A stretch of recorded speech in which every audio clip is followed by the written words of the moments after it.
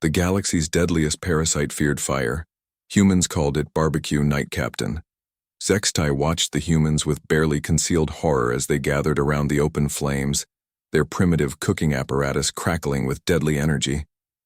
The Carathian diplomat's 4 eyes blinked in rapid succession, a clear sign of distress among his species. Ambassador Chen, Zextai's translator, crackled with static as his anxiety affected the device. Surely you understand the gravity of our situation? The void crawlers have decimated entire star systems. They are the apex predator of known space, and you're having a cookout? Ambassador Sarah Chen flipped a burger with practiced ease, the flames dancing higher as grease dripped onto the coals. Captain, with all due respect, panic never solved anything. Besides, we humans have a saying, when life gives you lemons, make lemonade. She gestured toward the sizzling meat. Or in this case, when space gives you parasitic nightmare, fuel, make dinner.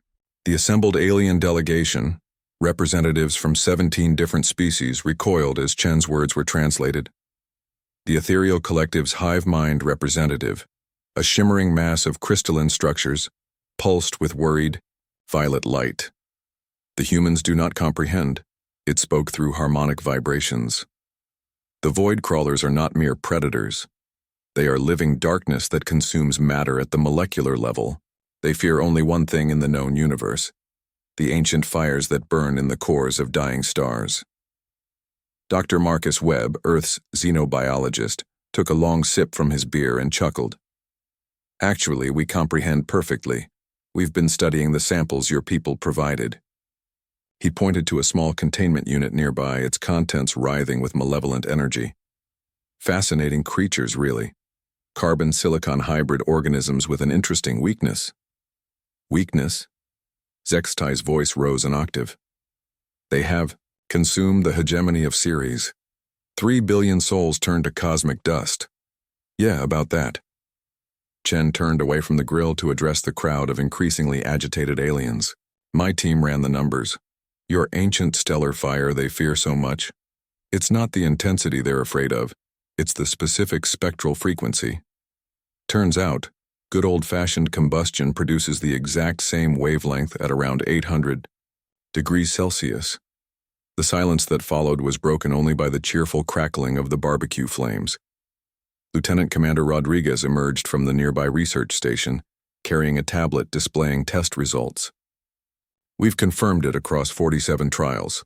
The void crawler's cellular structure breaks down when exposed to standard hydrocarbon combustion at optimal temperature ranges. It's not some mystical cosmic fire they fear. It's literally just regular fire, hot enough and sustained. The Vorthan trade minister, resembling a cross between a squid and a tree, extended several tentacles in confusion. But surely you cannot propose fighting a galactic threat with primitive flame. Dr. Webb grinned and gestured toward the horizon, where the first signs of humanity's response were becoming visible. Massive industrial vessels descended through the atmosphere, their hulls bristling with unusual modifications. Ladies, gentlemen, and assorted sentient beings, Chen announced, raising her beer in a toast. I'd like you to meet the Terran Defense Fleet's newest weapon system. We call them Prometheus-class vessels. The lead ship touched down in the clearing beyond the barbecue area. Its massive cargo bay doors opened with a mechanical roar, revealing row upon row of what appeared to be agricultural equipment, but modified with military precision. Flamethrowers, Rodriguez explained matter-of-factly. 60,000 of them per ship, each one capable of producing sustained flames at 900 degrees Celsius across a 40-meter radius. We've got atmospheric processors that can seed entire planets with combustible compounds, drone swarms that can carpet an area with controlled fire, and, he paused for dramatic effect, orbital flame satellites that can sterilize infected space with coordinated fire patterns.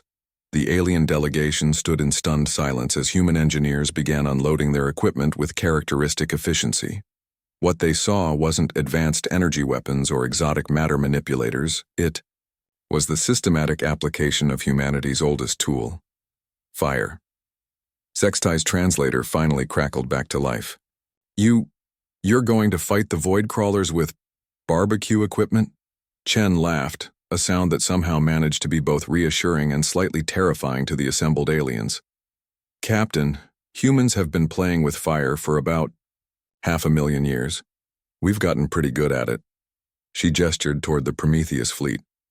Each of those ships carries enough firepower to turn an entire moon into a sustained furnace. The void crawlers might be afraid of stellar fire, but they're about to learn why humans earned the nickname, the species that tamed flame. As if summoned by her words, the first reports began coming in over the communication array. Scout ships. We're detecting void crawler movements in the outer system, their dark masses flowing between asteroids like living shadow. Contact in T-4 hours, announced the tactical officer. Chen took another bite of her burger and smiled. Perfect timing. The coals should be just right for marshmallows by then. She looked up at the terrified alien faces surrounding her. Anyone want to stay for the show? I promise you've never seen fireworks quite like what we're about to put on. In the distance, the Prometheus fleet powered up their systems, and the night air filled with the gentle roar of pilot lights igniting across 1,000 different flame projectors.